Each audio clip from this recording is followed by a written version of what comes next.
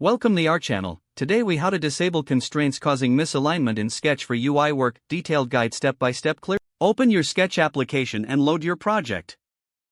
Select the artboard that contains the elements you want to adjust. Click on the problematic layer that is exhibiting misalignment. Navigate to the right panel and find the Constraints section. Review the current constraints applied to that layer. If you see any constraints that are causing misalignment, you will need to disable them. To do this, click on the drop-down menu next to each constraint. Select None for any constraints that might be causing issues.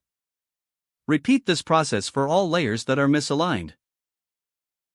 Once you've disabled the problematic constraints, check if the alignment improves. You may need to manually adjust some layers to achieve the desired layout. If necessary, group aligned elements together for easier management. Consider using alignment tools in Sketch to further refine your design. After adjustments, review the entire artboard for consistency and alignment. Save your project frequently to avoid losing any changes. Once satisfied, proceed with your UI design work with a smooth and aligned interface. If the page does not load, refresh the browser or try again in a private or incognito window. Make sure you are using the correct email address, then retype it carefully to avoid small typos. If your password is not accepted, use the reset option and create a new strong password you can remember. Check your spam folder for verification or security emails, then complete any requested confirmation steps.